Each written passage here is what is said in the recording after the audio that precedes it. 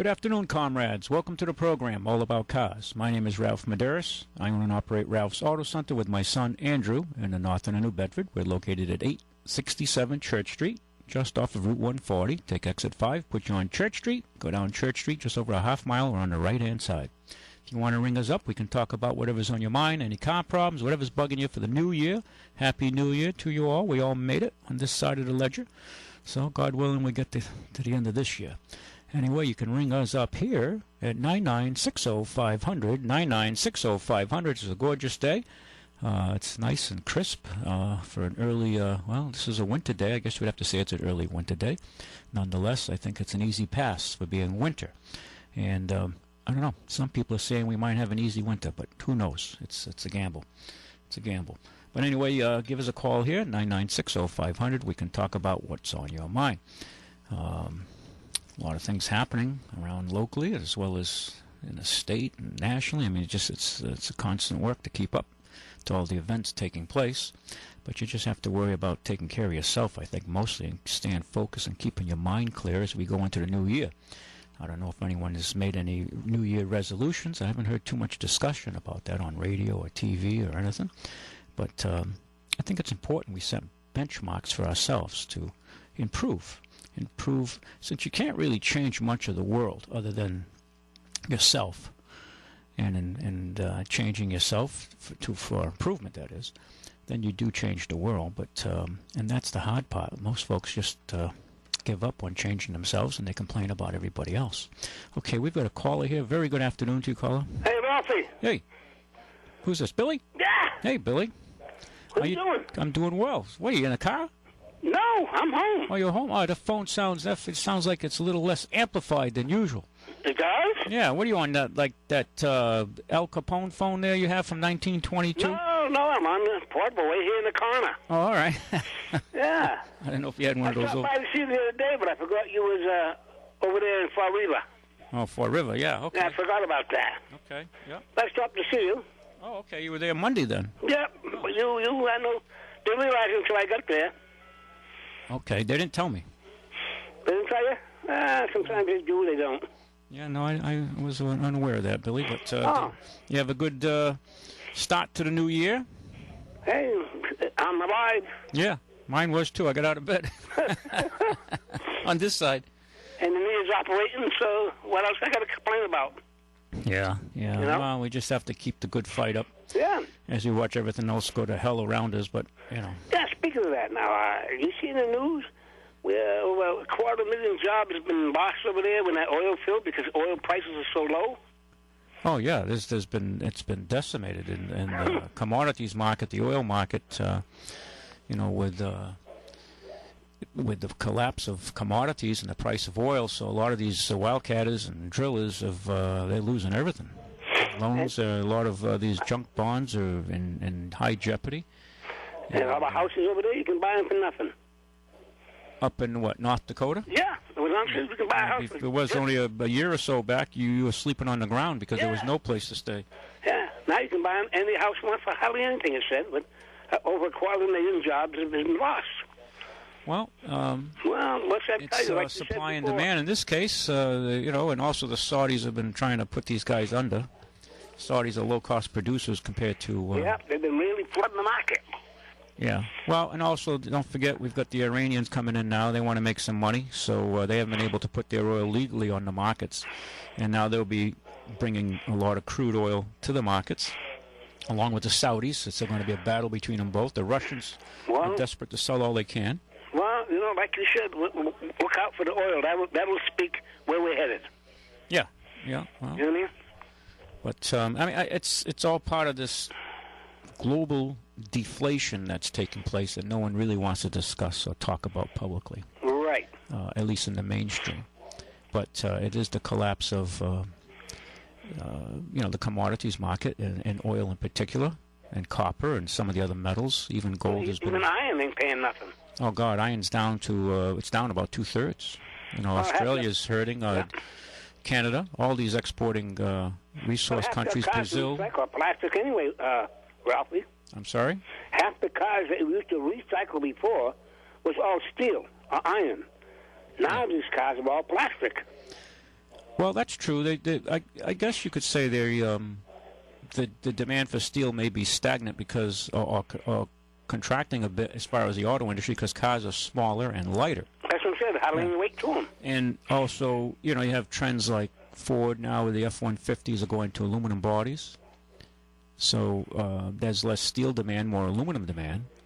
But, that's a switch, and they're the beginning. I mean, there'll be more converting over to aluminum to make these machines much, hundreds of pounds lighter. I was reading a piece, Ralph, about recycling. They said recycling costs more than to recycle. To recycle costs more than using virgin material, you mean? Yeah. He said that it costs more to recycle now. Oh, because the price is so low. Yeah. Right. Yeah, well, that's true. A lot of the salvage yards, metal yards will be stockpiling and letting it pile up because a lot of the buyers, especially China, is not importing as much raw materials, be it already used or virgin material. Yeah, so it's costing money to recycle. Yeah, well, yeah, that's I can understand that, sure, but that's a cycle. We're in, but I don't think it's totally unwound yet. You go by ABC and Trades there, and see the stockpile of bales and bales of paper and cardboard and everything all baled up, loads of them up there. Yeah, yeah. And that other plant, as you come around from Summit Avenue.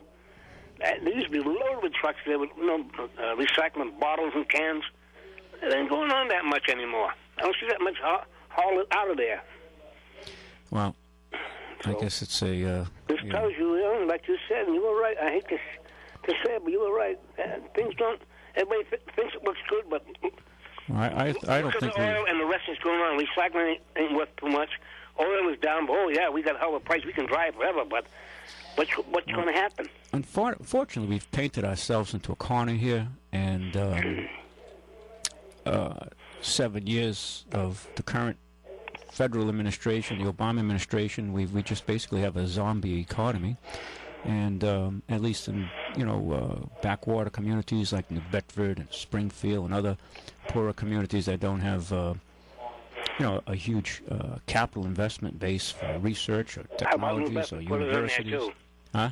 Put us in there too, New Bedford. Yeah, no, I know, but no, unfortunately. All they know how to do is raise the tax on the house properties going wild. Also your property. Oh, you mean property tax? Oh, yeah, everybody got their... Yeah, I got the New Year's present right before New Year's Eve. Oh, you got yours? Yeah, I got mine. Everybody is... Yeah, here's your present from the city. Another $200-300 more. Another $300 last year. It's getting ridiculous. Yeah. And yet we didn't get a raise on anything. The guys have... Well, you didn't because Social Security, those folks got a cut because... my Army check, nothing. Yeah, the folks on Social Security, fixed income, took a cut because Medicaid insurance went up. So, net, you're behind. We're behind right along anyway. Well, yeah, but see, they all lie to you. They don't tell you the truth of what's really happened, and that's the sad part. Unfortunately. And the worst part of that is if you work, Ralph, for the city or the state, right away knock off 40% off your Social Security check. Well, yeah, because you got a state or federal pension. Although if it's a city pension, state pension, or federal pension. I did earn it. Yeah. But it didn't matter. Yeah. They still took it out, even though, I can understand some people just work for the city or the state since they were young until they retire. But I worked both sides because I figure when I get older, I can use it. But evidently it didn't work out because they whacked me to 40% with a lot of other people. Yeah. Well, Billy, speaking on the demographics, because it's all, when you look at these trends, they're all demographic driven. And with more of a huge swath of the baby boomers retiring every year, many of them unprepared for the realities of retirement with savings. And if they were prepared, they lost it during this crunch starting in 2008. Right. It hit in 2008, but it's starting to unwind earlier than that. And now they find themselves in a pretty difficult situation. And it's going to be interesting to see how this all unwinds. It really is. Hey, Ralph, it's cheaper to borrow money than save money. Well, that's the way Wall Street likes it. See, Wall Street benefits from having cheap money, and that's why you see a stock market bubble. Although this year's stock market actually went negative. It hasn't been a good year, overall for the stock market. If you're in commodities, you got crushed. But now look at credit cards. Credit cards, they rob you. Are you kidding me? Credit cards. Now they're the ones that free interest for a whole year now. Well, that's deceiving as all hell because you still have to make minimum payments, and if you miss one by a day, they back bill you for the whole amount. So, the credit cards. But I'm saying, who ever heard that before? I mean, they never had that before.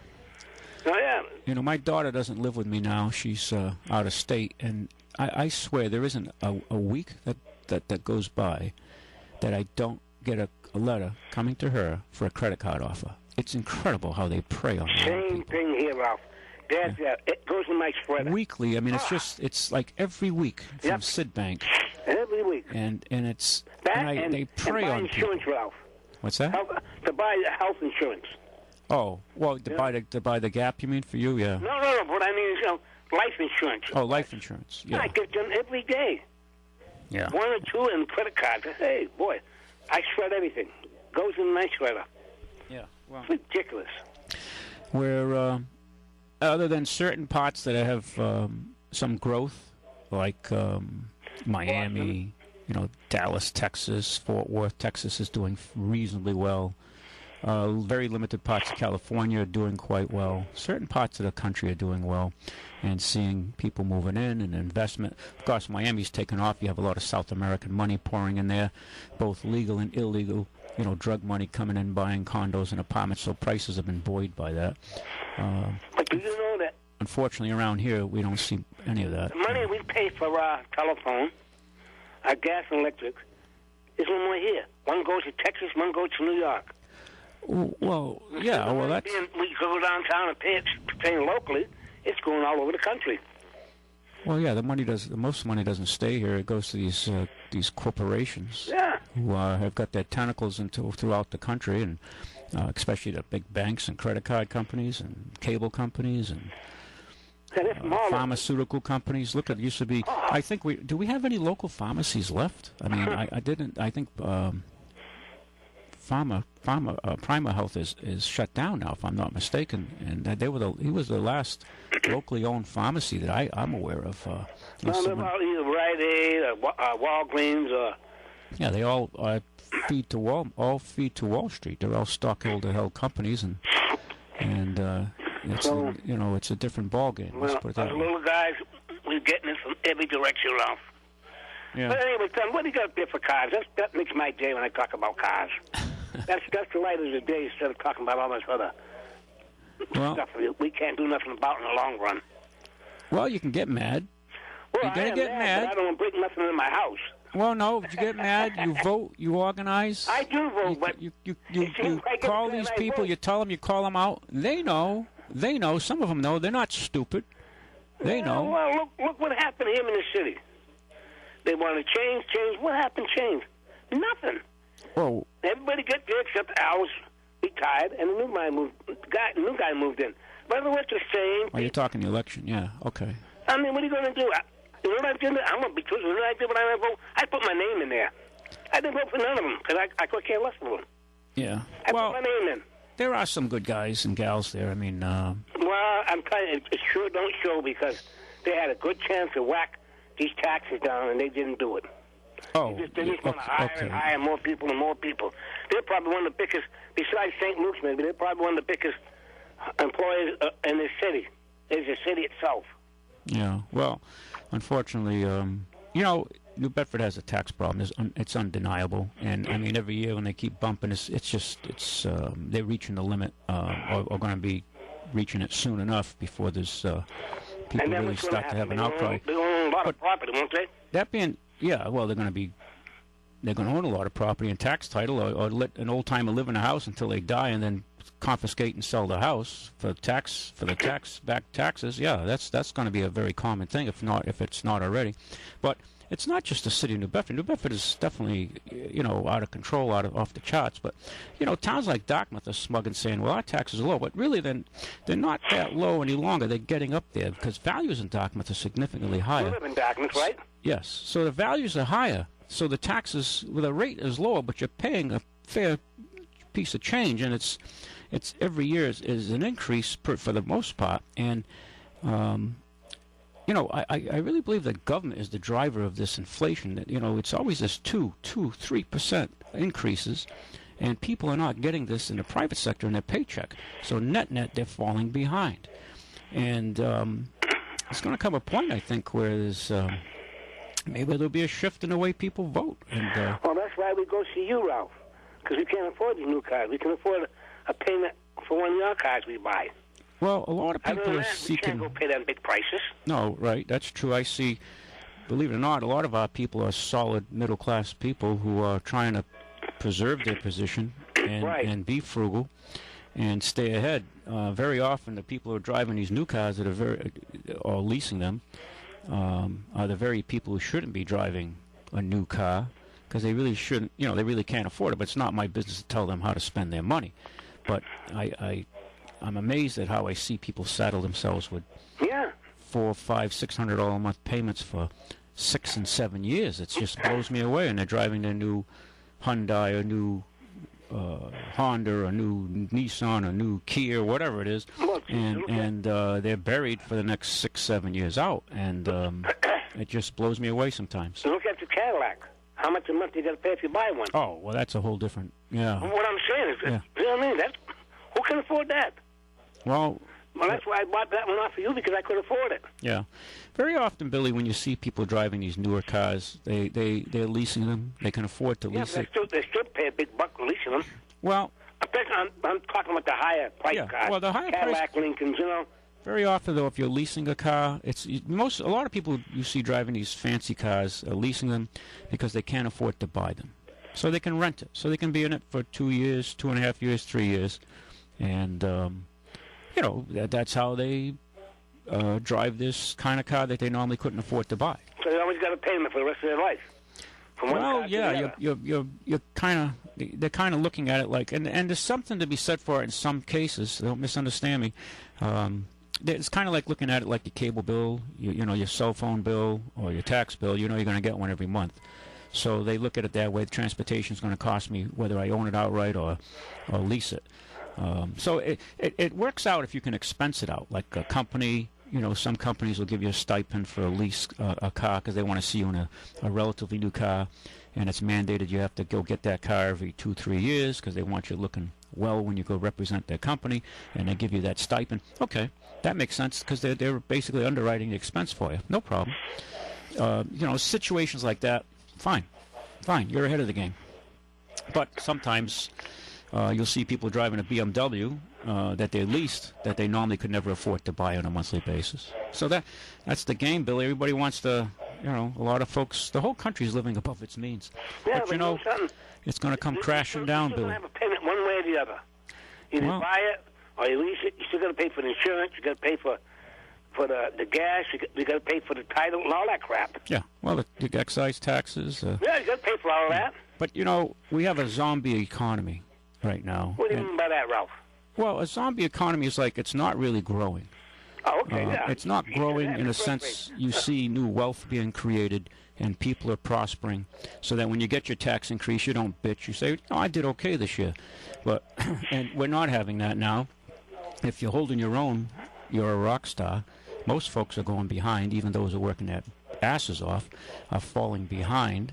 And so we have a zombie economy because we have basically taxes are through the roof at all levels of our government.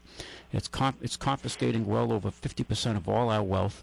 And let's elect Bernie Sanders. Let's put a total. We have a socialist system now. Let's put a full-blown flaming socialist in, and then just figure 80% of your paycheck will be gone. And he's going to solve all our problems. Okay, it doesn't work. I've been in socialist countries. I've been behind the Iron Curtain. I've seen how communism works. And I can tell you right now, unless I'm on the Politburo, I don't want any part of it. And that's how I look at it. But, all right, let's get back to cars, Ralph. All right. What is that up there? I got a nice Chevy Impala in 05. Actually, I'm driving it. It's only selling for $49.99. It only has 72,000 miles, and it runs great. An 05 Chevy Impala. Champagne color.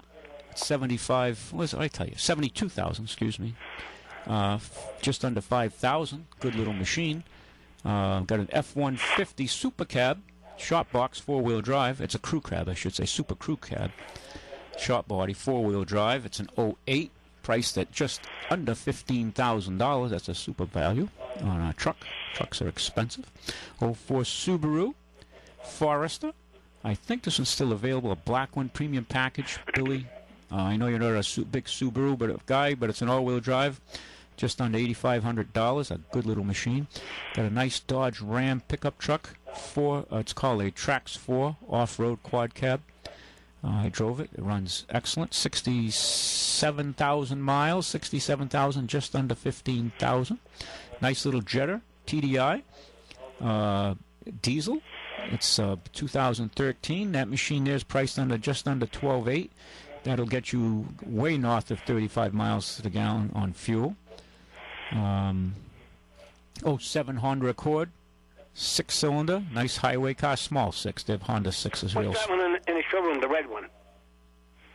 That's a Camry. Yeah. Yeah, that's a nice Camry. I got it on the list here. That's an 07. Excuse me? It's 07? Correct. 07 Camry LE, 88,000 miles. That may be sold. We had a lady in on it New Year's Eve. Oh, yeah? That's priced at just under $8,700. That's a nice car. That's clean. Seen it, very clean. Very clean. I've seen it, yeah. Yep. Got an 08 Corolla, light green, under 100,000 miles, and that's priced under $7,000. Got some good values there. If you want to look these cars up, you can always go to ralphscars.com, ralphscars.com, for those of you who are on the internet. Got a nice little Cavalier, Billy. You're a Chevy kind of guy. LS sedan, 42,000 miles, priced at under it's under $4,500. That's a little small one, though. It's not the smallest. It's a small car, yeah, but it's small. Yeah, but somebody doesn't want a 4-cylinder, good on gas, wants a little American car, easy for parts and service. Gold. It's a goldish color. Mileage is 42,000 miles. It's at 99. 42,000 miles. Okay, priced at under $4,500. It's a good value. A Camry XLE, which is a fancy one, 03, blue one, priced at under $7,000. The mileage is way under 100,000 on it. I got a great little Mercedes. Did you see that Mercedes, the 07 GL class we've got? No, I didn't see it, no. GL 450, dark blue. Nice machine. Nice machine. 4-door? Yeah, it's like a wagon. I think it's an 8-passenger. Oh, it's a wagon. Oh. Yeah, it's it's an SUV. Yeah, okay. 8-passenger. 85,000 miles. It's an 07. Priced at just under $20,000. That vehicle new's got to be, got to be $80,000. I'm guessing 75, $80,000. If I had to put a number on it. It's a GL 450, so it's a good-sized machine. Well made. The Germans do build a nice machine, sophisticated. Got a great little Mustang we took in trade, an 04 Mustang convertible, 64,000 miles, priced at just under $8,000. We're going to be into, believe it or not, spring is less than 3 months away. Oh, so. I'm glad to hear that. So I got to stay positive, Billy. Yeah. Got a PT, but I think the PT may be sold. Okay. We have here that's a little PT Cruiser with 57,000 miles. It's an 04, priced at under $5,000. Got an Outback, another Outback, 75,000 mile Outback wagon, all-wheel drive, 06, priced at under $95,000. A little Satin SL2, under 100,000 miles. That's priced at just under $3,000 for somebody who wants an inexpensive quality car. So we sell value, and we service the cars out. We do what necessary, so you don't have major problems. That's really true. That's not like some of the other dealers. When the tail lights are out the door, see you. Yeah. Well, most of the cars come with a 90-day warranty, which covers major components. You can extend it. The customer can extend it to 6, a year, 2 years, depending on the year, make, model. But you get 90 days from us, so it gives you good protection for the major things, so you're not out in the cold. Yeah. A lot of places, they don't put the money in the cars. We do put the money in the cars before we take your money. A lot of places just want to take your money and put as little in the cars as they possibly can. Well, that's what I'm saying. Yeah, and you make them look good, smell good sometimes, and that's about it. Yep.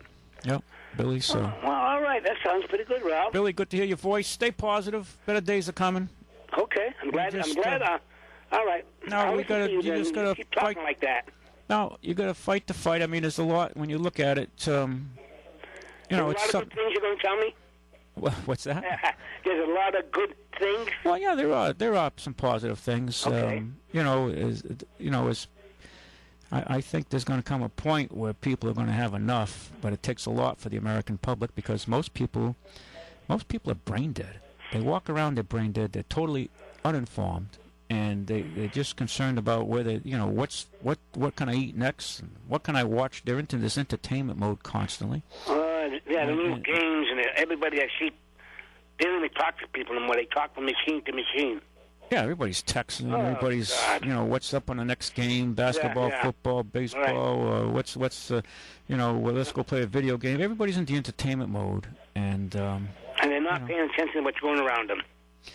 Well, no, and they, it's sometimes fostered a lot. The government loves it, and then they things that matter we don't have much choice in unless you really stick your heels in and you fight them and there's a groundswell of opposition, and things that don't matter, they're more than happy to give you away. Yeah. Things that don't matter. Well, Ralphie, all right, Billy. Starting the new year. Stay positive. Battle's coming starting next week. Stay positive. Hold on to your wallet. Yeah, I will. So you better get your mind sharp again. Yeah, I know. I'm going to have to, Billy. Because I'm going to start coming at you again. You got to come at me, yeah. So this is the holiday break. See you later, Ralphie. Thanks, Billy. Yeah, bye-bye. Bye-bye.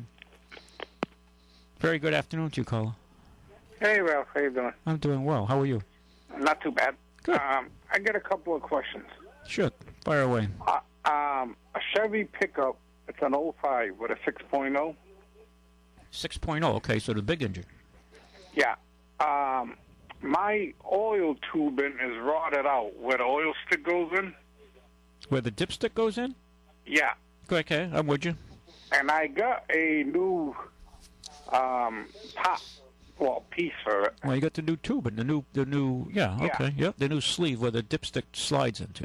Now, some people are telling me you can't put that in unless you take the manifold off. Somebody else is telling me that's not the fact. It can go in without taking the manifold off. What's are you talking on that? Are you talking about the intake exhaust manifold? Yeah. Yeah, I can't visualize what it looks like. It's kind of like right beside where the manifold is. Yeah, is it between the manifold and the block? Or is it in front of it? It's sort of like in between it. Okay. Well, the thing is you have to get the sleeve out of the tube that goes into the block before you put the new one in, right? That's going to be the key to that job. Now, whether you can go in there with some sort of extractor and then back it out, put it in and then back it out. Yeah, because it's rotted, like kind of in there. And well, wait a minute. Where's it rotted? Down the bottom. Where it meets the block? Yeah, somebody said you probably have to take the oil pan off. Well, yeah, but okay, why are they telling you that? I don't know. Oh, okay. This was just suggestions that a couple of guys I spoke to. And the problem is I can take the stick out, but then it's a hell of a job to find the hole to get it back in. Yeah. So if you take the stick out, and you get getting the stick out, you mean totally out where it goes into the block, right? Because it's like if I'm taking the stick out now to check the oil, yeah, and then I go to put it back in the engine, I have a hell of a job to get it back in the where it goes because it's all rotted down there. Yeah, because the tube is not in alignment. Right, it ain't got the that block. nice clear spot there where you could just put it back in. Right. Well, so you have the new dipstick tube. Yeah. And the new tube has like about an inch up or so, a little rim, which stops it from going in when you tap it into the block any further than a certain point, correct? Right. Okay. So you got to get that much material out of the block from the old one. It gives you an idea of how much material you've got to get out before you put that new one in. You understand what I'm saying? Yeah. Okay. So, are you up to that kind of work? I mean, I'm not. No, I got a bad back, and okay. I was thinking of getting it done, but I just. Well, we could do it. We can do it for you. Look at it. They're all telling me different stories. Oh, you got to take the whole. Well, we're going to tell you a different story. We'll give you a different story, but it'll be the right story. What year is your vehicle? 05 Chevy. Okay. 825 pickup. 05 Chevy. Yeah, four-wheel drive. Oh, shh. All right, can't say that word. I just made a mistake here. All right, let's do this again. All right, 05. Let's see if I can... Let's get that 6.0. Yeah, you got the small engine. Right. You didn't catch that, did you? 05. Okay, it's a Chevrolet. I don't know if I can look it up here. And it's a Chevy cabin chat. It's a Silverado, right? Silverado, yeah. All right. Let's see what we got here. Silverado, doesn't matter. Okay, let's see. And you got the 6.6 or 6.0? 6.0. 6.0. And I don't know if, let's see. Okay. I don't know if I can pull up a spec on it. I could talk to you about it, but let's see where the dipstick is on this. I'm logging into my computer here. I don't know if I can find it. Normally I don't do it when I'm on the radio because sometimes it takes time to drill down. But anyway, I can take a look at it and give you an idea. I mean, it's not rocket science to do it. It's just a pain in the butt to do it. You know what I'm saying? It's I just hate to take the manifold off because the manifold doesn't look too great either. The bolts on it.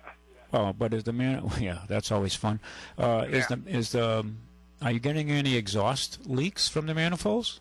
Any hissing type noises? Not really, no. Okay. Well, how many miles in this vehicle? 87,000.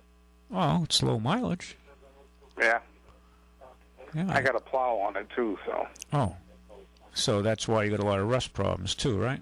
Right. Yeah, so that would explain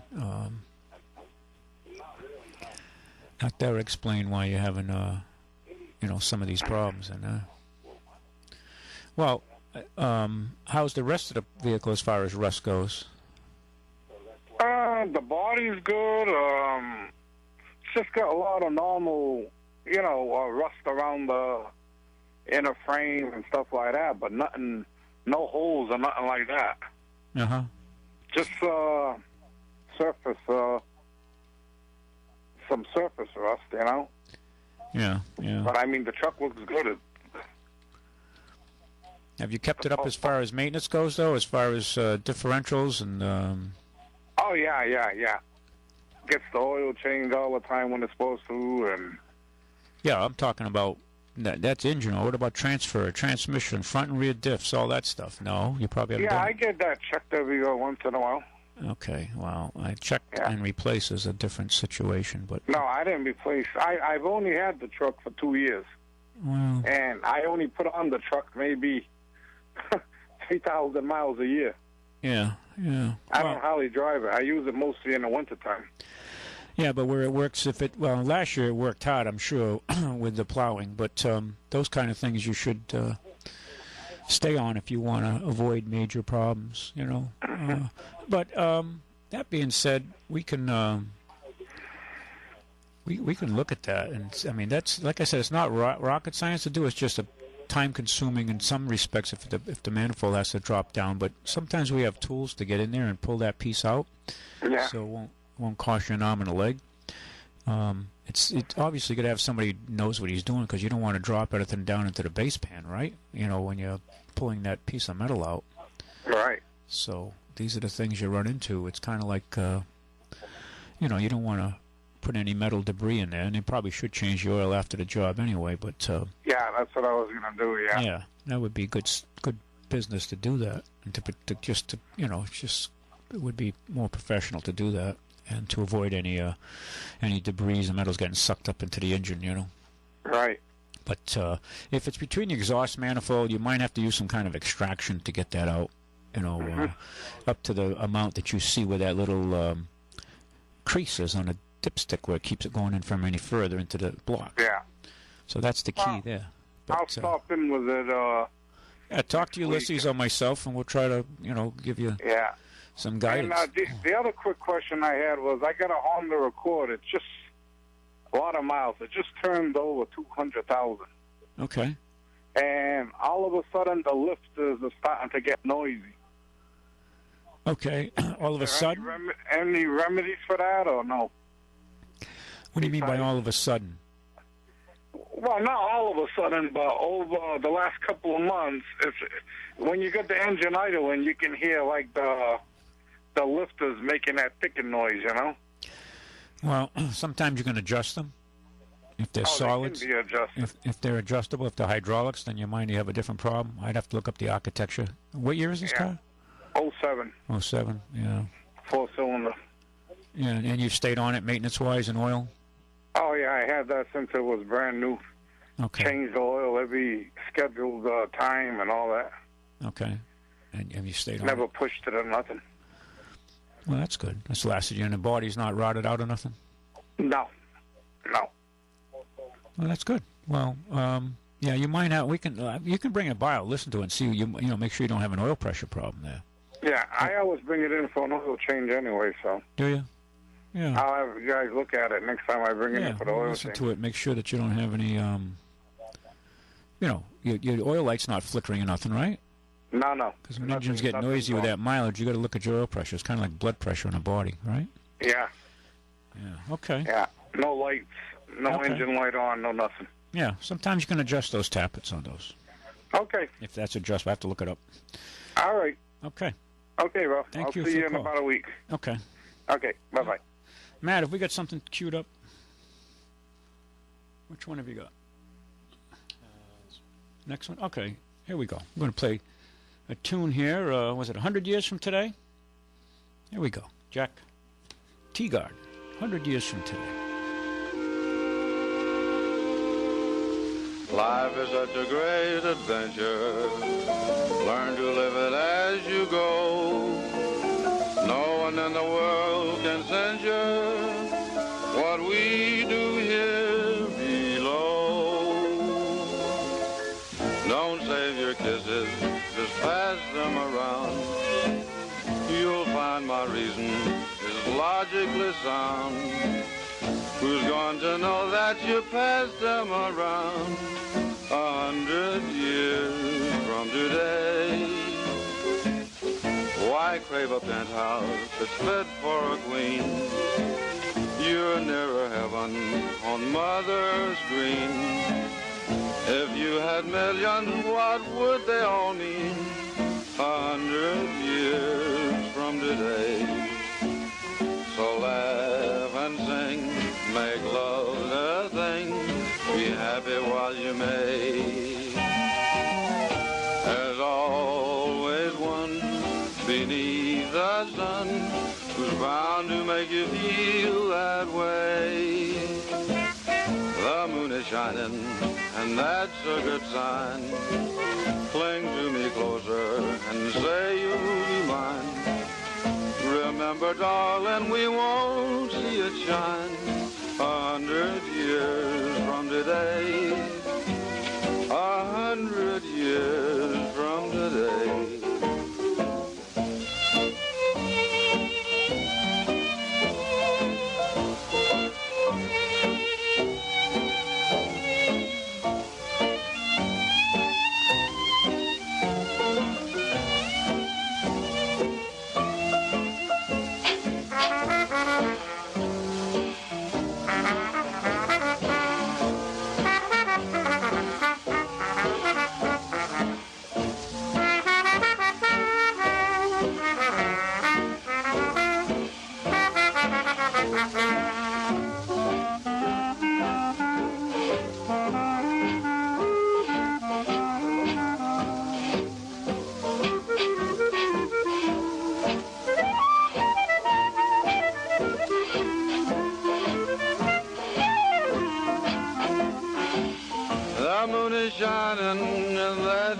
sign. Cling to me closer and say you'll be mine.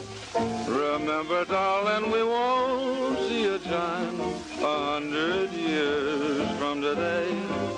Oh, 100 years from today. Okay. That's a nice little tune. That was done in 1941. Not that far back. I mean, I usually play some older music. So 41, Jack Teagarden was playing that one. Well, just for those of you just tuned in, this is All About Cars with Ralph Medeiros. And I own and operate Ralph's Auto Center, located in the north end of New Bedford on Church Street, 867 Church Street, just down from Regal House and Webb Plumbing and Heating and Dollar General, right in that little block area there, directly opposite of New Bedford Vocational's faculty and bus entrance on the Church Street side. As the main entrance, of course, is on Ashley Boulevard for the vocational school. So we're very easy to get to, just off of exit 5, off of 140. Not even a traffic light or a stop sign to come see us. Ulysses runs the service department. You can see him for all your automotive automotive repairs. And, we have specials. We run oil changes, $19.99 plus tax and disposal, wiper blades, new set of wiper blades for most cars, $14.99 installed plus tax. Super deal. Think about it. You can get an oil change and a set of wiper blades for like $35 plus the taxes. That's less than a lot of places charge just for the oil change. So we do offer good value. And if you have a light on, we read the light, no charge. We'll give you a little more better understanding than you will get at some of the volume stores, these chain parts stores. They'll give you a number, and the fellow just hand you a paper and say, see you later. That, because they're usually lined up with people, and they'll just tell you that code is a PO238, and it's an evap leak, see you later, and you're going to need this or that. And people hang on this and think it's going to solve their problems. Sometimes that is, the code, and it is an evap problem, but it's finding it and making sure that you get the right part to replace it, because some of these parts can be quite expensive, and they're in the business of selling parts exclusively. So we're in the business of fixing cars and trying to fix them right the first time. And fixing cars it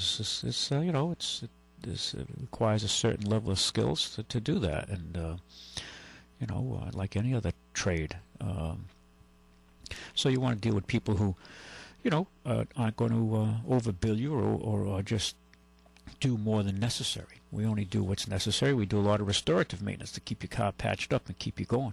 Instead of replacing everything new, sometimes we'll find ways to be frugal. And instead of replacing a complete system, we'll go in and just do a part of it and keep you going and make sure the car is safe, of course. Common sense. The car has to be safe to drive. We're not going to jeopardize your safety to save a few bucks, to save you a few bucks. You've got to use common sense. And I know common sense is woefully lacking at all levels of our society these days, but we do try to practice that when it comes to keeping your car on the road. So you should look us up for any of your service and maintenance needs. We service all makes and models of cars. Doesn't matter what you're driving. It can be something pretty new. If it's under warranty, of course, you would take it to the dealer, to the brand of the make you have, and they're covered under warranty. Very often, though, when you take your car into warranty work, sometimes to do, if it's something that it's on them, the manufacturer, they always try to find something else to bill you for, and then you end up leaving with a bill of $200-300 for some minor repair that's on you, it's at your expense, and they'll do the recall for you. If it's a seatbelt buckle or an airbag module, whatever it is, because there's numerous recalls from A to Z. But a lot of people, I get questioned and say, geez, I still left there with a bill. Well, because you authorize them to, do certain maintenance. And some people are surprised at the cost of some of these procedures. Well, you have to ask questions. And, when they do warranty work, they don't get reimbursed by any large amount by the manufacturer. The manufacturer would pay them, a 0.03 to do a certain procedure, 0.03 of an hour to do the job, and that's it. It's all very cut and dry, and very often they need a very efficient tech to do the job, hopefully within the time allowed, so the house doesn't lose money on it. It doesn't take him, if the job only pays 0.3 of an hour, and it takes the technician 0.6, then they're losing money on time, okay? So they try like they try very hard to sell you extra services very often. And if you need them, fine. And if you agree to them, fine. But just be prepared to pay for them. Some people come in with this attitude like, well, it should all be covered. Well, yes and no. Yes for the recall, no for the work that you did that's routine maintenance. So these are the things you have to be aware of when you go in. Some dealers, be it new or used, are honest and play by the rules. Others can be unscrupulous. So you have to just pay attention, as you would going into any type of business, whether it be talking to your lawyer, your doctor, a contractor, a plumber. It doesn't matter, Mason. You have to be aware of these things. We're getting close to the top of the hour. And we'll be back after the news. Stay with us, and we'll have another hour, and we'll get into whatever you want to talk about. And if Santa wasn't good to you, don't forget, I have some nice radios, and I can help you with any problems you have. I know I'm talking to a lot of people having problems with reception, those who are in steel-lined buildings. So we're working on that. I have a special antenna to help people, because I have that as a question I'm asked very often by a lot of people, or their sons and daughters come in. Okay, catch you after the news. Stay with us. All About Cars. Ralph Medeiros. Viva! Viva! Nisa la bella, oh la più bella Nisa, regina degli flu, i fiumi gli Ulissa, io canterai tu giù, canterai le montagna, l'uso d'aride co, i fiumi di campagna, l'uso su nel do, tu giù io canterai, sopra i fiumi tunnella, la fiumar d'azur, l'util ciel pur, e tu giù griderai, e la mio ritornella, viva!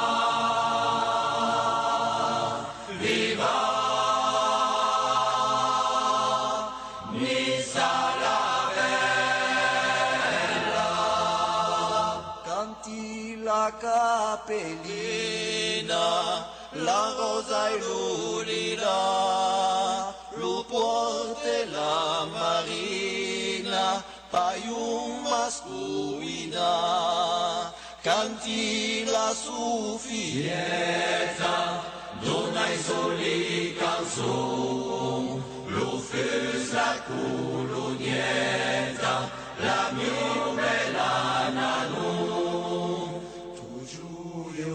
Canterai sopra il fiutonella, la fiumar d'azur, l'util ciel pur, e tu giù griderai, e la mia ritornella, viva!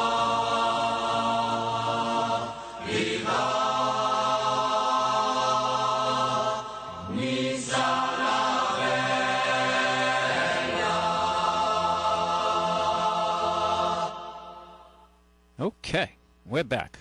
My name is Ralph Medeiros, and I own and operate Ralph's Auto Center, for those of you who just tuned in. We're located on Church Street, 867 Church Street. And if you haven't stopped by to see us yet for automotive maintenance or to look for a car, please do. We definitely need your business going into the new year. It's been a tough world out there, and we deliver value, and we respect people, and we respect them spending their money with us, and we deeply appreciate the customers who've come in and shared their wealth with us to allow us to continue on in this difficult market. And those who've come to New Bedford to do business with us, we're very humble and appreciative of that. I don't think a lot of people realize how difficult it is to run a business in an urban environment, to attract people from suburbia to come into the city and spend money. It's a challenge. It's a challenge, and we meet that challenge by being upfront and honest with our customers and trying to deliver good old-fashioned value with honesty and respecting people. A lot of people come in apprehensive and shopped around and then beat up at some places, and so some people come in with a chip on their shoulder, but we just try to tell them, hey, this is how we do it. And fine, if you agree with us, fine. If not, move on. But we're up front with people. We don't mislead them. We're not in that business. We've been around since 1959. We're going to try to make it to the end of this year. Every year it's a battle in life, and that's the way it is. But we would appreciate if you haven't seen us to come by and see us and do business with us. I know there's a lot of listeners out there who haven't stopped in yet and come by. And if you don't have a car, or you have a new car, it's under warranty, we would appreciate if you refer people to us. If you know somebody's having car problems and not being treated right, or they're not getting the right answers, well, at least mention them, talk to them about us, and have them come by and see us in the service department. And we'll do our best to keep them happy, and they'll probably see you down the road and thank you for referring them to us. So it's a win-win for everybody. And I started to mention at the end of the first hour, if Santa wasn't good to you and you're looking for a radio, well, I still have a good selection of radios. I have those little pocket radios for $60 have been selling very well. It's $59.99 to be exact, but it's the modern version of the old transistor radios we used to have back in the 60s and 70s. Mostly the 60s they became popular. But this is a much more refined device. Even Matt has one. Matt, what'd you think of yours? I gave you the radio? Yeah, that little pocket. Oh, it's really nice. It's actually a nice, solid piece of equipment. Yeah, you're a radio guy. You're a board op and engineer here, so yeah.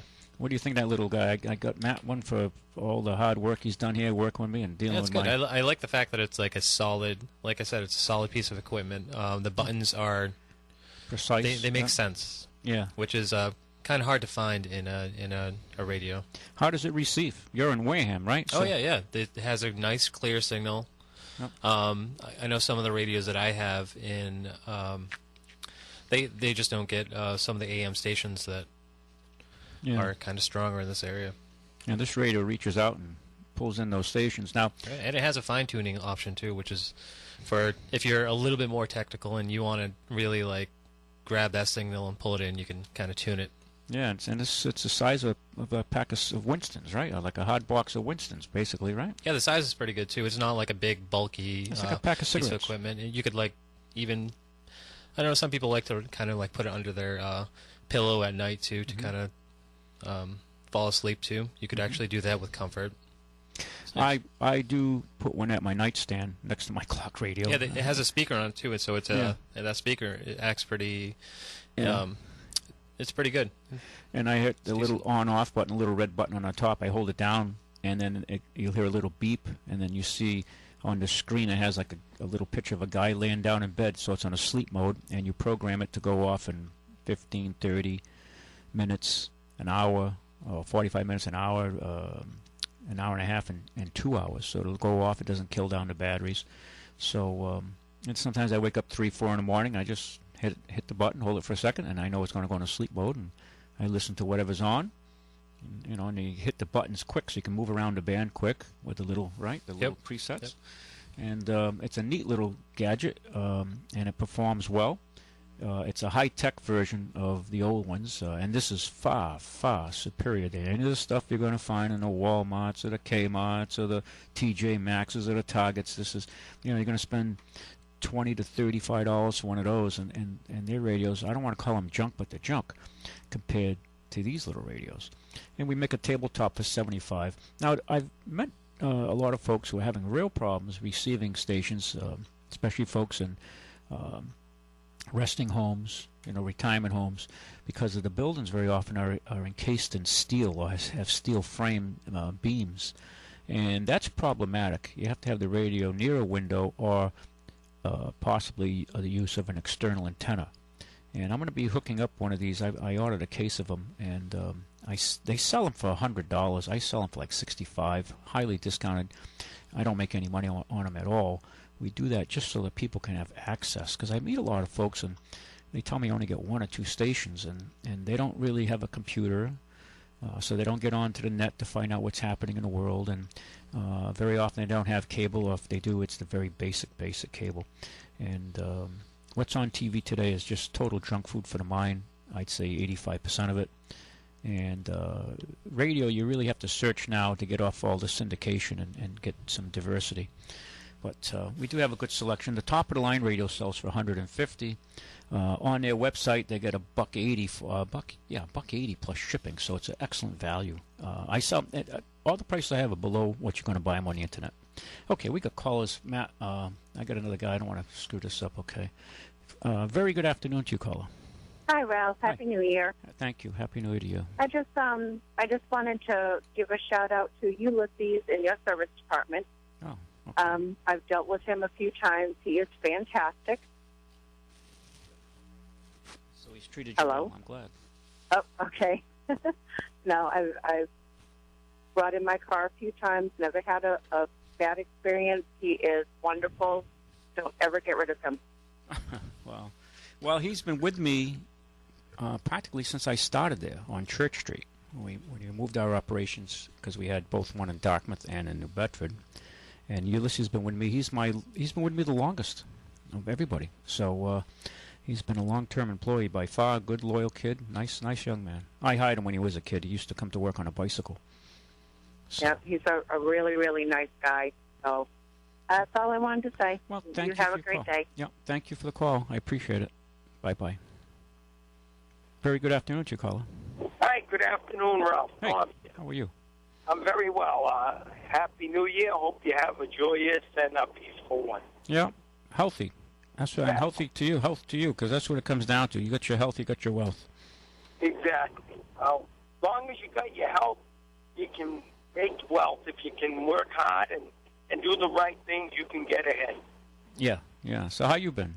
I've been very well, thank you. Busy as a mosquito at a nudist convention, but busy. That's good. Yeah, we've been doing things. But I was listening earlier, but I didn't have a chance to call because I was in and out of the vehicle. Uh-huh. But we're talking about the price of oil. Yep. How the wildcatters were hurt. Well, that's a double-edged sword to me because all our oil stocks in my retirement are down. But on the other side of the coin, I like this cheap fuel. Right, because you got a lot of rigs you're feeding. Right. I mean, we got rigs that get 5 miles to the gallon. Mm-hmm. So I'm enjoying this cheap fuel right now. It makes up for when, well, I'm going to say the last year that President Bush was there, and the barrel of oil was $130-something a barrel, and we were paying $4.85 a gallon for diesel fuel. And I remember telling the customers, when 15 more cents a gallon, it's going to be $1 a mile just for the fuel to run these trucks. Yeah, that's big money.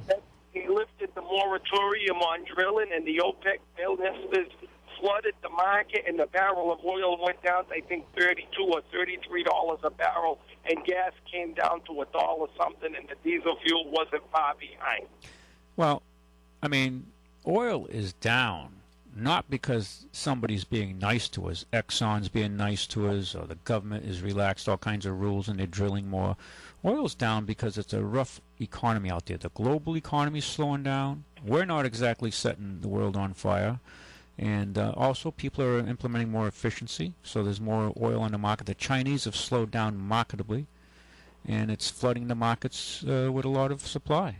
Right, and there's a lot of product coming to the market at the same time. So the supply is there and the demand low, and that's good. The same thing with the scrap metal.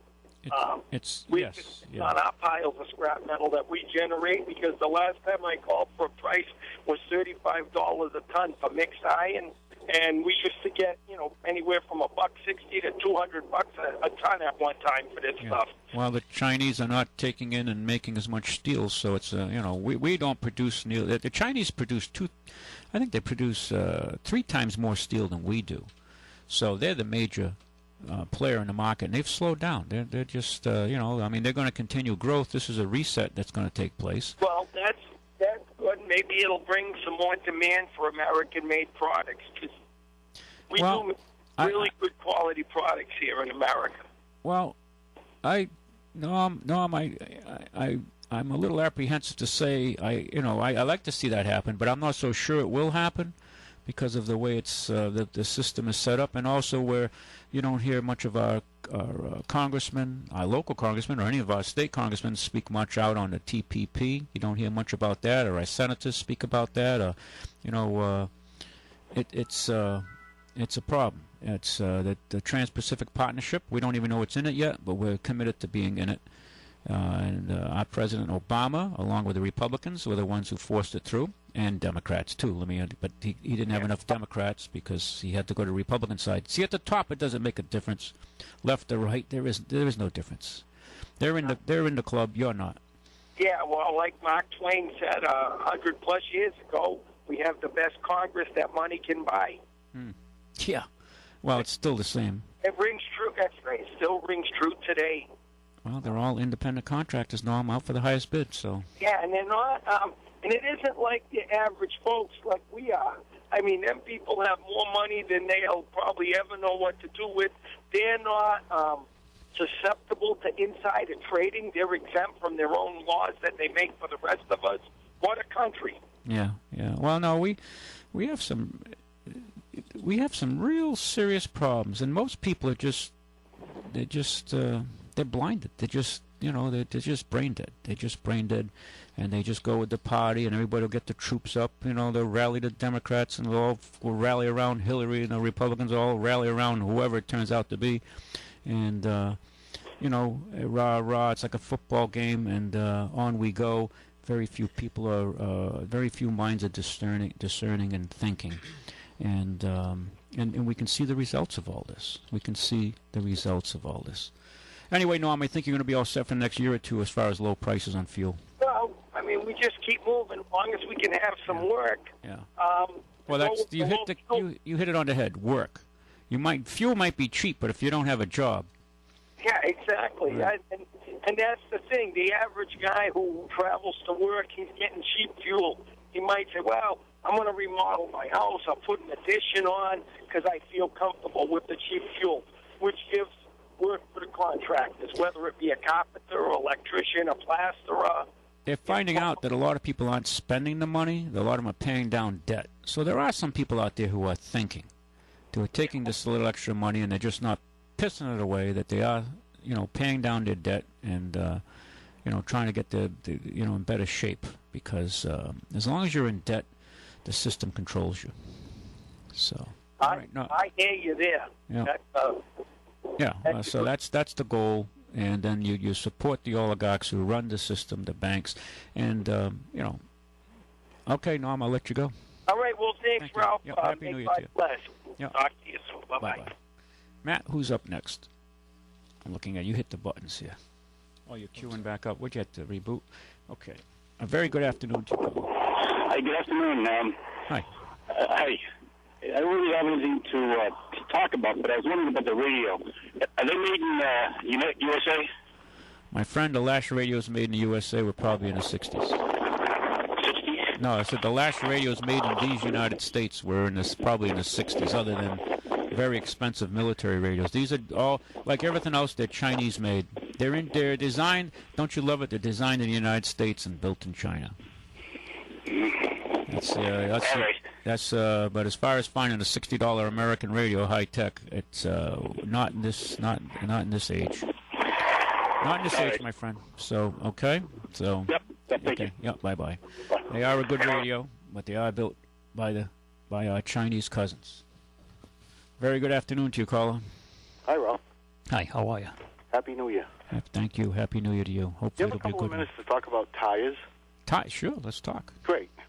I've got a 2008 Satin Sky Roadster that I bought brand new. Okay. And so it's 7 years old. And it came with Goodyear Eagle tires on it, P245. They're like 18-inch tires. Uh-huh. And they look like the day I put them on the car. The whole car does. The whole car's like pristine. But, and I passed inspection with flying colors. What I wanted to ask you, though, was I've had sports cars before. I've had Triumphs and I've had MGs. And sometimes, because I don't put a lot of miles on it, like this thing's 7 years old, I only got like 30,000 miles on it, because I only take it out on nice days and stuff. Yeah. But I found in the past, sometimes when the tire got old, even though it looked beautiful, the integrity of like the walls start to give away. You start to get like little leaks and stuff. Correct. And So anyway, I guess my first question is, these tires aren't giving me any trouble at all. Plenty of tread on them. Because they're 7 years old, should I think about replacing them? Absolutely. Just because of the age alone, yeah. What size I'm were afraid they? I'm going to take a ramp or something, and it's an off ramp, and all of a sudden it's going to, go on. Well, you'll probably hit a pothole and a good burst. Yeah, you know. that too. Yeah. But driving-wise and looks-wise and everything else, they're fine. They're not leaking air. They're not doing anything. But more of a safety perspective. You got it. You hit it right on the head. The rule of thumb is some outfits replace their tires when they reach 5 years, but pretty much the industry would say 6 years and on, it's definitely a good idea to replace them because they get dry rotted. Even though the face of the tire may show a tremendous amount of tread left, right. Just as you said, the sidewall is showing aging, cracking. The rubber itself dries out, becomes like dry rotted because of the ozone in the air. Yeah. Affects this. What's the size of that tire? It's a P245/45R18. The big tire. So it's a 245. Yep. /45R18. So it's a performance tire then, yeah. Oh, yeah. Well, this thing, it's a roadster, so, it's made to handle. I just got back from Florida. I had it in the garage for a couple of months, and I noticed when I took it out, it didn't feel right, but I think I had like a flat spot probably from sitting there for a while. Yeah. But I worked that out. So again, my only thing is that I have no problem with them. Everything's fine. Yeah. But I don't want something to happen when I'm buzzing around on the highway just because the integrity of the tire over, the 7 years, even though there's only 30,000 miles on the tires. Well, you could put a set of new tires, inexpensive tires on there for probably between $500 and $600. That's my next question. Yeah. So the Goodyear Eagle. Well, not an Eagle, not a Goodyear Eagle, but an inexpensive tire. I said, yeah. You said inexpensive. Inexpensive, yeah. You could put an inexpensive set of tires on there. But Goodyear Eagles, as far as I can tell, are pretty high quality tires, right? Yeah, it's a solid tire. Yeah. All right. That brings me to my last question. Yeah, go ahead. On all my other sports cars, when I did change tires, for some reason I always went to Pirellis. And I'm not sure why. I had good luck with them. Anyway, I'm going to just be honest with you. I'm not really sure why. So if I was going to replace these and wanted to put the same quality tire on, should I go back with the Goodyear Eagle, or is it Pirelli got something comparable? And I guess what I'm asking is, how do you rate Pirellis against Goodyear Eagles? I would tend to lean towards the Goodyears. The Pirellis are kind of, I don't know, they've had issues. Okay, depending on the tire. Yeah, depending on the tire. You're not going to probably use that tire. What are you commuting with this car back and forth? No, that's the funny thing is, I don't think it's ever seen snow. There isn't a nick, a scratch. The thing's like right out of the showroom. Okay. And I just do it to buzz around here a little bit, And I'm not going long distances on highways or anything. Yep. You could, I looked at Goodyear Eagles. And they're going to run you, $1,000 for at least a set, right? I'm thinking close to that. I've looked at Pirellis, and they were like around 800 and change. Well, I'm looking at like Michelin, Primacy Michelins. You're going to spend $1,100-$1,200. Yeah. For a set of Michelins. But like I said, depending but performance-wise, because it's a roadster, and you know what I mean. Not that I do this, but I can take an off ramp at like 90, and the thing never moves. Yeah. It just sticks right there. But is that because it's a Goodyear Eagle versus a Goodyear something else? Well, no. The Goodyear Eagle is engineered for a certain level of performance. And if you put a tire that matches that Goodyear's design performance in a different brand, you should be okay. You should, okay. All things being considered. Yeah. There are other choices. I can quote you on a set of Eagles. We can quote you on Hancooks. We can quote you on Coopers. We can quote you on the Michelins. We sell a lot of tires. That is a performance tire. Just the 45 alone tells me that.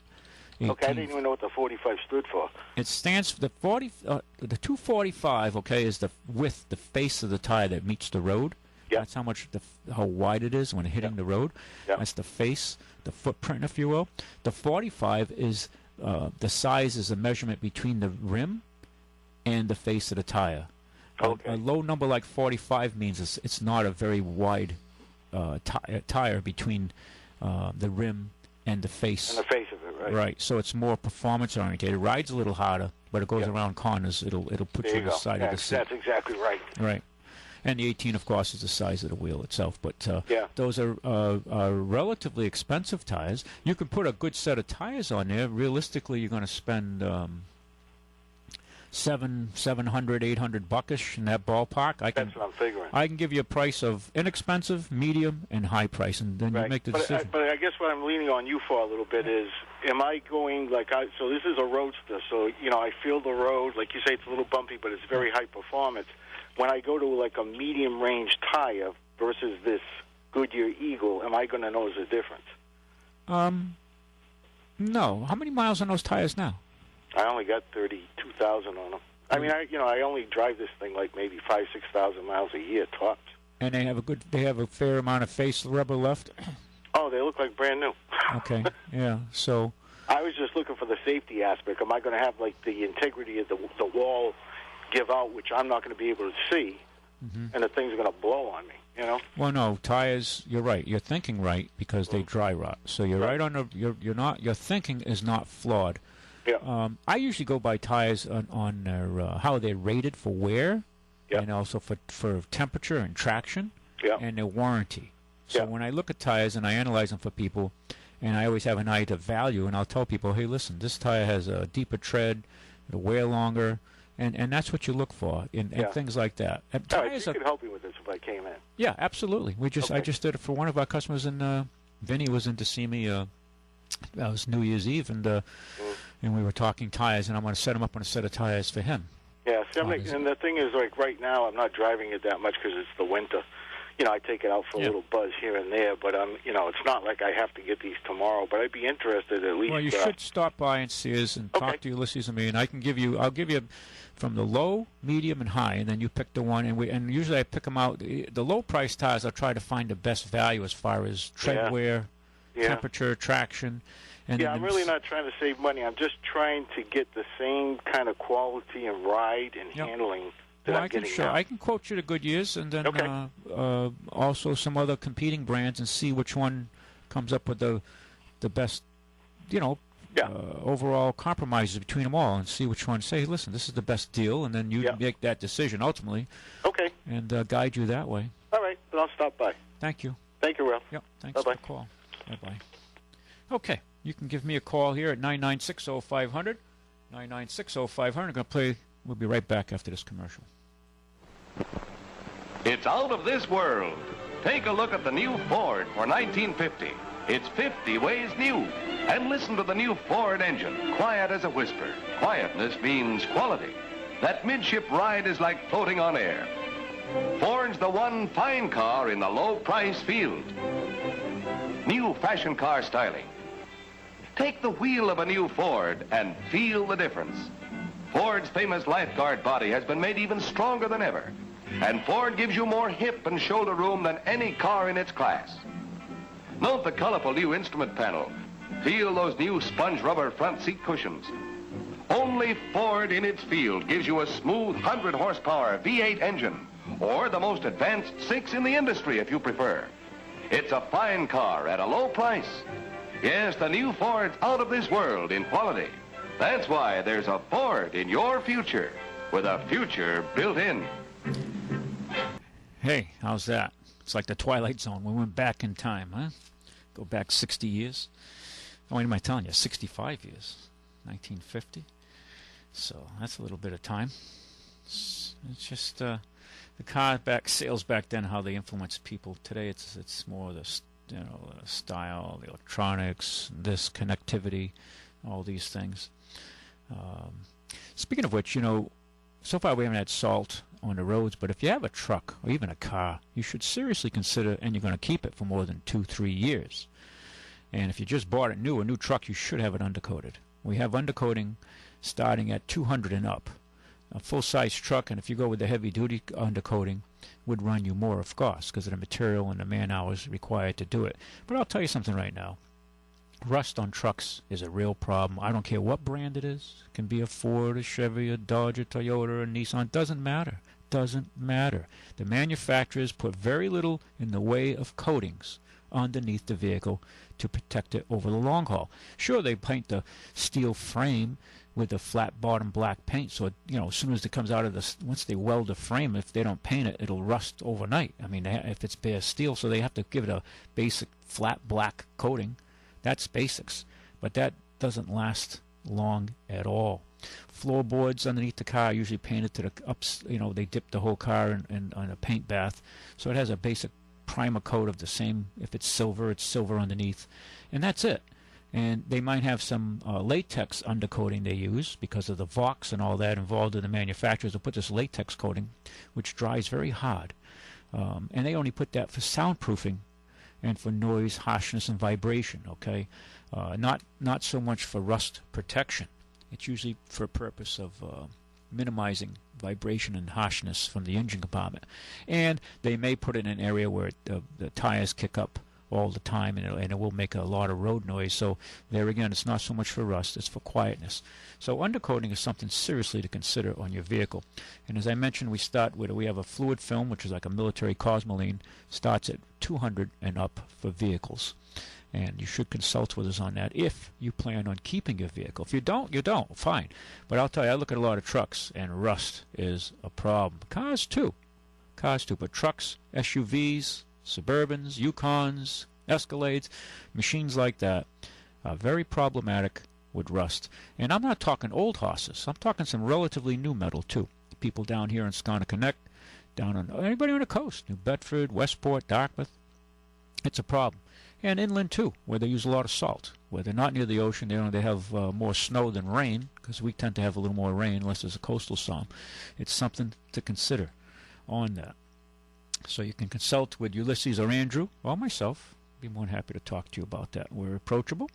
You can ring us up. The dealership's number is 998-1141. 998-1141. And look us up on Church Street. If you're selling a car, if you've inherited a car, or you can't drive a car because of health reasons or someone in your family, we can help liquidate that car for you. If you can take the challenge and list it yourself, put it on Craigslist, and have everybody come out of the woodwork. And quite frankly, a very unsavory lot sometimes comes to your house, knock on your door in all hours of the day, morning and night, or calling you, wanting to come by and see it with all kinds of propositions. If you want to deal with that, fine. If you want us to deal with it, fine. We can help you with that, and we can get you a fairer price. Very often, we're going to usually end up with a little more money than you're going to get. We know the market. We know the value of cars.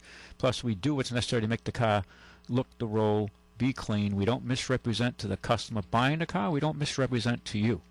So, our fiduciary is with you, of course, because you're the seller, and you're procuring our services. But we don't misrepresent to the public. Okay. And we facilitate the sale, because very often these people come in, they haven't done any planning, they have a car to get off of, they say, well, I'll buy your car when I sell mine. Fine. With us, we say, fine, we'll buy your car right now instantly to make the sale facilitate that much more quickly. Or we'll arrange financing. They come in, have you been to a finance? No, I haven't thought about it. Well, let's run your credit right now and see if they'll trust you for a stick of gum. And if they do, then we can get them financed or set them off to a credit union. We do recommend local credit unions here in the New Bedford area primarily. We do business with some banks, but like the New Bedford Credit Union or the Southern Mass or the St. Luke's Credit Union. The credit unions tend to respect working people better. We do business with some other credit unions out of this area to take care of our out-of-town customers, as well as we do business with a few blood banks. Blood banks are what we call banks that take people who are a high credit risk. We send them to the blood bank because they need blood, money. And that's how it goes in life. Give me a call here, 996-0500, 996-0500. Matt, do you have that queued up? Who's this voice here singing this? And don't cheat. We don't need cheaters. We got cheaters all around us in our government and even private industry. Everybody's cheating these days. Let's try to find people with honor, honesty, courage, integrity, loyalty. That's the difficulty in today's life. Few individuals out there. And usually the ones I meet are very humble, regular folk, okay? Those fellas sometimes you meet in a Joseph Abboud suits, well, they're lacking in other areas. Not the way they dress, though. Tell me who the voice is here. and you win yourself a set of wiper blades. Give us a call here if you know who it is. 9960500. Here we go.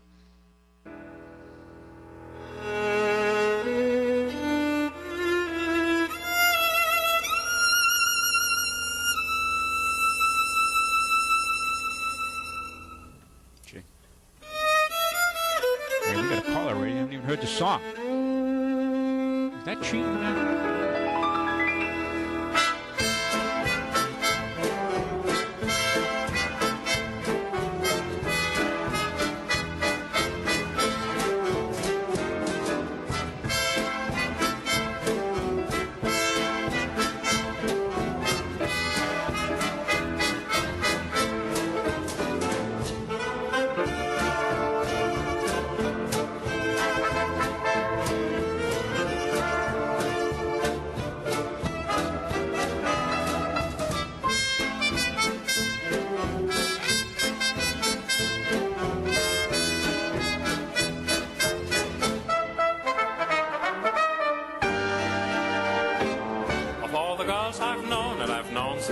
Until I first met you, I was lonesome. And when you came inside here, my heart grew light, and the whole world seemed new to me.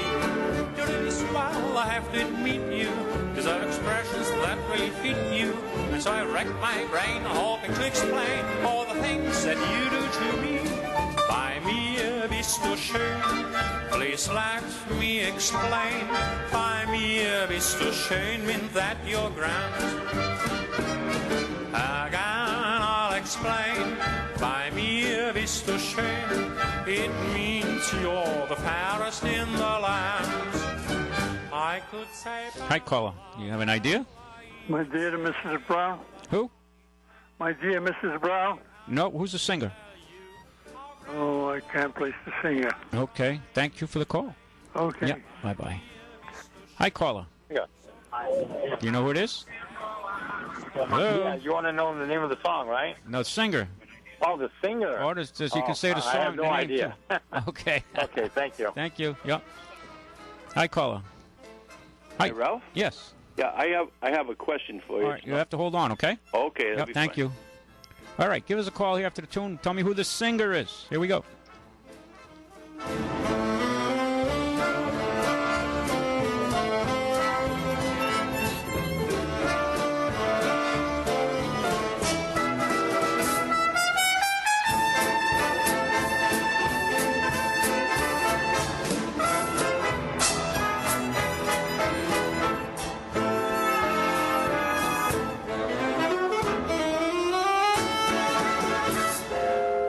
Okay. Oh, wait a minute. We got a caller here. Hi, caller. You're on. Hey. Hey. That would be Max Raab and the Palace Orchestra. Ah, you got it. Correcto mundo. Ah, All right, Max Ralph. Rabi. Who's this? This is Rich calling. Hey, Rich. Well, you want it, my friend. You want a set of wiper blades. All right. Excellent. Rich. Okay, Rich. What kind of car you drive, Rich? I'm the F-150 guy. Oh, F-150. The first spade. I got the first spade, you know? All right, Rich. You know Ulysses? Oh, yeah, 10-4. All right. So tell him you got a set of wiper blades. Oh, awesome. And he might check with me, just make sure you're not trying to beat us, you know. No. Right. You know. Yeah, I mean, it's harder to get a set of wiper blades out of us than to come over the border through Mexico. Hey, you know, I got one of those... I bought one of those small radios off you, what do they call it, the Skywave? Yes. That's a nice little radio. You like it? Yeah, I really do, yeah. Yeah, it's worked out really good for me, yeah. Yeah, you like that. That's a nice radio. That is a nice one. Yeah. Rich. Yeah, that's a good little radio, you know? Yeah, that's and it's got weather, AM, FM, and also aircraft. Yeah. Yeah, that one's about $85, I think. I had some of those in. I don't have it right now in stock. Oh, no? But that's a high-tech little radio for its... and it has shortwave, too, right? Yes, it does. Yeah, that radio has got a lot of coverage. It's got AM, FM, shortwave, weather. Yeah. No, that's a very sophisticated pocket radio. No questions about it. Yeah, it does a lot of tricks, I must say. Yeah, you like it better than the other one, the other one, right? Let me see. Yeah. Yeah, well, that's the newest version of the technology. Yeah, it works pretty good, I must say. Yeah, they got little computer chips in them. They're marvelous little machines. Yeah, if you're a fan of radio, I'd recommend it. Yeah. Well, I look at what I paid for my Helicrafters with 13 tubes in 1968. Yeah. HQ110, which is more of an amateur receiver. It's amazing what they would do, what these little radios could do today as compared to years ago. Oh my God! It's technology just it is come a long way. It is. It's like it is. It's incredible. Yeah. It really is. Well, thank you for the call. You got a set of wiper blades, my friend. Oh, excellent. So very good. Are you still at the power plant? Yes. Yeah. Good man. And you said Rich? Yeah. Rich. Okay, I got Rich. Okay. All right, sir. Thank you for your winner. Good day now. Thank you. Yeah. Bye-bye. Who's up here next, Matt? Do you know? I lost track here. Let's see. Very good afternoon to you, caller. Hi, Ralph. Hey. I have a question for you. Yeah, go ahead. I have a 2002 Jeep Grand Cherokee Laredo. Yep. And I have some play in my steering. So when I'm driving, it seems I have to move the wheel to the left, the steering wheel to the left or to the right more than an inch or so, 2 inches, in order for it to get the car to go the way I'd like it to. There just seems to be a lot of play. I actually thought that's how Jeeps drove, and then I drove my sister's, who has the exact same thing, and it's tight as a drum. Do you have any? Yep, I have. Well, how many miles in this? 113. Okay. And how long have you had it? Well, I bought it off my sister, and I've had it for about 3 years, and I don't really put any more than about 8,000 miles on it a year, but right from the beginning, it was loose. Okay. Okay, so the mileage isn't, and it's an 04, you said? 02. 02, same generation then. Okay, so that's same style. Yeah. And it's a 6 or an 8? 6. 6. Okay. Well, the front end should be checked for the basics like tie rod ends, idler arm, that type of thing, ball joints, to make sure it's tight. You probably have something in there that could be worn or loose. Okay. And it should be looked. When you're going down the wheel, is the steering wheel at 0 degrees straight north, or is it slightly to the to the starboard or to the port a few degrees when you're driving it? No, it stays perfectly straight when I'm driving, but it just, when I want to make a left turn or a right turn or just veer a little bit, there's just too much play in the wheel. It just You should bring it by, let us inspect it. Okay, to be safe. If you're ready for an oil change, we'll inspect it for you, no charge, and we'll tell you exactly what's going on there. Okay. We'll have it on the lift. We can give it a real thorough inspection and bring you back there and show you what is going on. Okay. And that would be the smartest thing to do. Yeah, I had gone online, and I read something about a steering box, the link. A steering box, but that's the most... well, the steering box could be... But usually, I mean, that's like getting to the most serious issue. Usually it's far less expensive than that. Usually it can be a tie rod, idler arm, steering damper, ball joint, things like that. Okay. And, you know, what kind of four-wheel you got now? You got just part-time when you put it into four-wheel? Yes. Yep. Okay. Okay. Do you use it often? Never. Oh, okay. Okay. Yeah. Well, we can give you an honest approach on that. Look at it. I don't think it'll be as bad as you might anticipate. Okay. Well, that's what I'll do. I'll set up an appointment. Yeah, talk to Ulysses, and I go for a ride with Joe. He can go, and we can just see what's going on there. But I don't think it's... and we'll look at it, and we'll tell you right up front. But I think you probably have something relatively minor to fix with a little bit of luck going into the new year. Sounds good. All right, sir. Thanks, Ralph. Appreciate You're it. entirely welcome. Bye. Bye-bye. Very good afternoon to you, Colin. Hi. So I had my radio off. Did they guess the name of that singer? They did, but why don't you tell us? Do you know who? I thought maybe it was Nelson Eddy. No, it was Max Rabbi. Oh, my goodness. The German fellow. You familiar with this? Oh, all right. Okay. I want to play another one. It's coming up right now. Okay, thanks. Bye-bye. Matt, I don't know. Matt's typing away. He's sending letters to his girlfriend, I think. I don't know, Matt. Is that what's going on, Matt? Yep. That's me. He's texting your emailing your girlfriend? That's the way to do it. I'm only kidding. He's not doing that. Let's see. Let's play this one here. And this song I want to cue up as soon as Matt pulls it up. I want to know what movie did this tune play in? Okay, I'm going to play a tune here. And for those of you out there who... It was a quality movie. Kind of a sad movie. Well, yeah, that kind of movie would be. But tell me where you heard this tune before, and it was in a pretty major movie, and you can win yourself a set of wiper blades. You have to call us here at 9960500, 9960500, and maybe you can win yourself a set of wiper blades. I'm going to play it. I want to say thank you, Doug. Doug sent me a book from the Cape Cod. Doug, thank you very much. I got to call you. I'll ring you up and talk to you about it. It's a very nice book. I'm enjoying reading through some of the different aspects of history from this comedian. Douglas, down the Cape in Falmouth. Thank you very much for my Christmas present. Here we go. Tell me where this tune played. What movie? Here we go.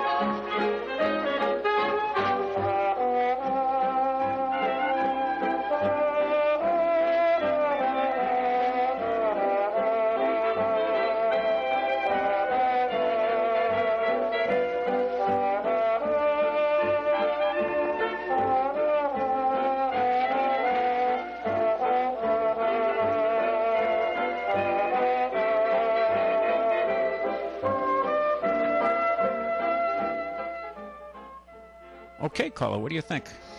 Well, at first I was thinking The Shining when I only heard the music. But now I think it may be Schindler's List. You're close, but that wasn't it. That's it. But you're thinking. That's a good thing. Yeah, okay. Okay, yeah. Thank you, Ralph. You're welcome. Bye-bye. Bye-bye. All right, give us a call if you know who this is, where this tune was played, what movie.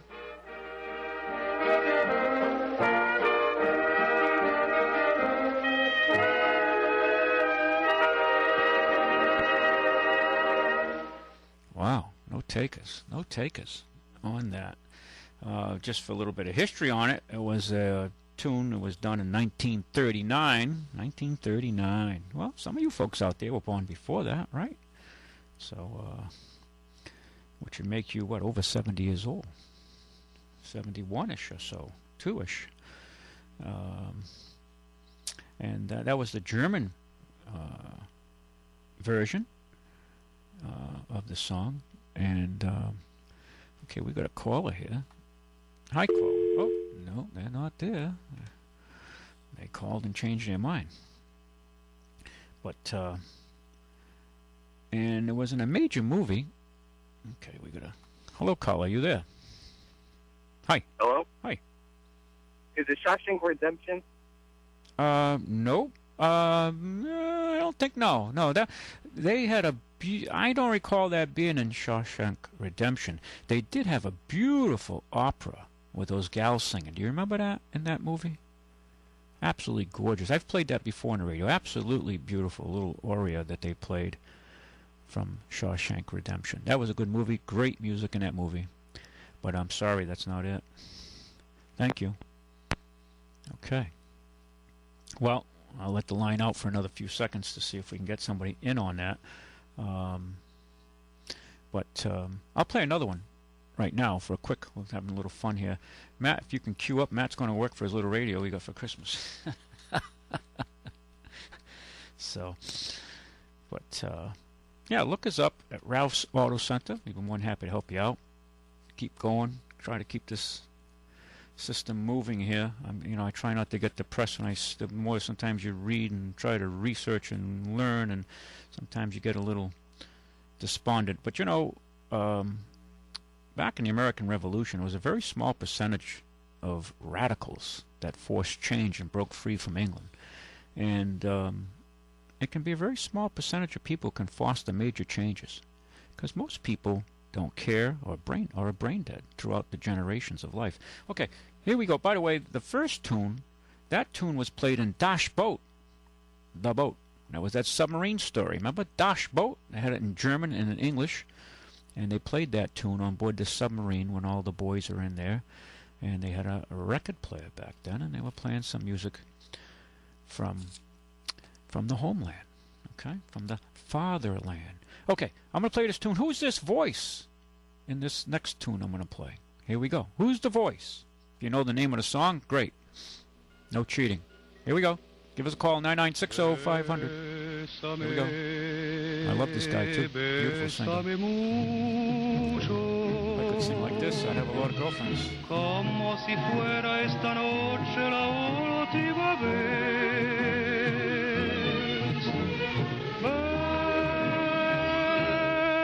Bésame mucho, que tengo miedo perderte otra vez. Oui, je sais bien qu'un beau jour revient, mais j'hésite, ce jour est si loin. N'y croyons pas, disons-nous, toi et moi, qu'on se voit pour la dernière fois. Donne-moi vite tant de baisers, mon amour, que je puisse oublier. Okay, no takers yet. That's not that hard for people who are into some of the artists of the last generation or so. That fellow was put in prison at the end of World War II, but the French loved him so much he went to jail for, well, moderate collaboration with the Nazis because he was eating well, living well, drinking well, and enjoying life and enjoying all the pleasures that the gals had to offer back then in the clubs, and he sang for the Germans. He was not a collaborator in a sense, but Tino Rossi. But the French loved him so much they released him after 2 weeks in prison. And he sang that in 1945. I want to thank you for listening. We're running out of time. Look us up at Ralph's Auto Center. Send people to us. We'd appreciate it. Any referrals you can send us. God bless. If we can help you, give us a call at the dealership. Looking for radio, undercoating, cars, service, even appraisals. If your car was totaled, we'll help you. Make sure you're being treated fair and not being taken to the cleaners. Look us up. It's a new year. Stay positive. Stay healthy, more importantly. God bless. We'll catch you next week. God willing. Bésame,